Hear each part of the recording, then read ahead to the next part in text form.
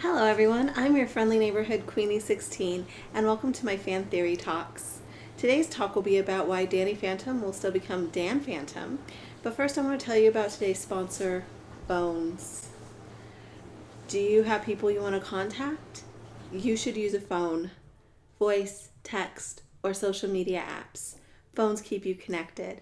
Phones. They've come a long way since 1876. Today I will present to you my well-supported thesis on why Danny Phantom, despite Clockwork's interference in the ultimate enemy, will still become Dan Phantom. Let's get into it. Before we do, I need you to know that I cite a lot of Batman, but I promise it's all relevant.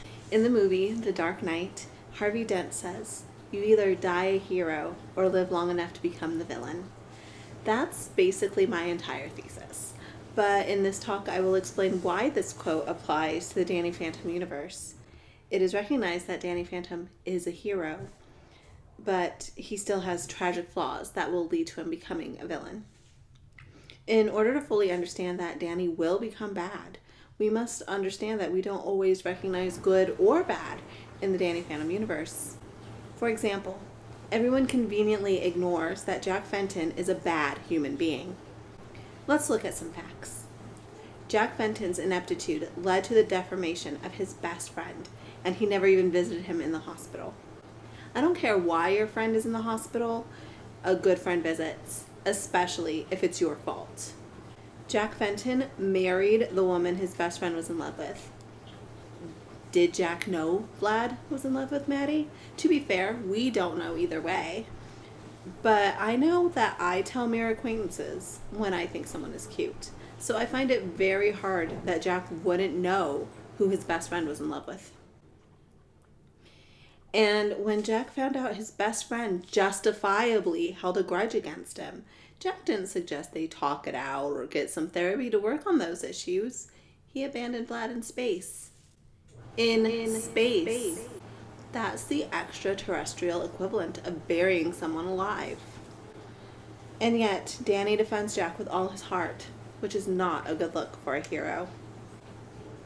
And you might think that Vlad Masters deserved his fate, but let me remind you that he was only human. Vlad is a proud Wisconsinite, which is like the heart of America, don't you know? Vlad, even as a half-ghost, loves the Green Bay Packers and the University of Wisconsin-Madison Badgers. And we have photographic evidence that in college, Vlad was a happy, optimistic human, much like Danny is now, which I would have loved to have added to my presentation, but Google was being a little bitch about it. But we do recognize that Vlad is the villain. In The Killing Joke, the Joker said it only takes one bad day to drive you crazy. This is supported within the Danny Phantom universe. In The Ultimate Enemy, Danny Phantom became Dan Phantom as a result of one bad day. This evil future was only narrowly averted, but I have to ask, do we just assume that Danny will never have another bad day? Established in the Danny Phantom universe is the fact that all ghosts have an obsession, and I believe we have enough evidence to say that this includes half-ghosts. Vlad's obsession boils down to having a family that understands him, while Danny's obsession is protecting his family at all costs. Duality is a very common theme in media. Batman had the Joker. Happy drama face had sad drama face. And one might assume Danny has Vlad, but that would be inaccurate. As they're both half human and half ghost, Danny and Vlad aren't against each other. They're against themselves. Fenton versus Phantom. Masters versus Plasmius. We've been watching the wrong battles. Now that we know that Vlad and Danny are not in battle with each other, but rather themselves, we should examine their similarities and differences to see why Vlad is a villain and Danny isn't yet. Starting with their similarities, they both love Maddie Fenton, and she plays a role in both of their obsessions. They both have a curiosity that drives them to solve problems when other people quit, and they both pay for that. They're both half ghosts because Jack Fenton isn't just a bad human being, but he's also responsibility challenged. And above all else, Vlad and Danny Both would do literally anything to protect their image of family. Looking at what set Vlad and Danny apart, there's really only one thing. Vlad has roughly 20 years experience over Danny. He doesn't just have experience with his ghost powers, but also with recognizing that people mostly just suck. Bringing it all back to the Killing Joke quote, Vlad Masters had one bad day once too. It is inevitable that Danny Phantom will snap. Vlad became a villain. Jack left his best friend in space. Danny's not immune to bad decisions. But what will be the event that drives Danny to madness? There's a lot of options. Will Sam leave Danny for Tucker, thus repeating the betrayal that happened to Vlad? Will Danny realize that Jack is a bad human being and find himself in conflict with being a hero and protecting his family?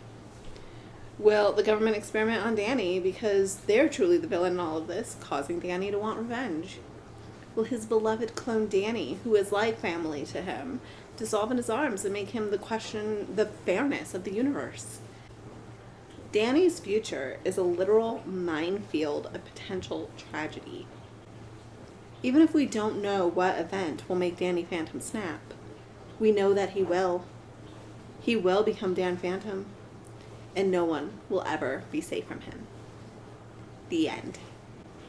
Thank you so much for listening to my fan theory talk. What are your thoughts? Leave them in the comments below. If you want to see more fan theory talks, go ahead and leave me a like so I know to make them. I have a legitimate goal of 5 likes for this video, so I would appreciate those likes, please and thank you. Go ahead and subscribe because I would like my monetization back one day. Tell a random dog he's been a good boy and make his day. I'd love to give one more shout out to today's sponsor, Phones, and I will see you all next time. Bye!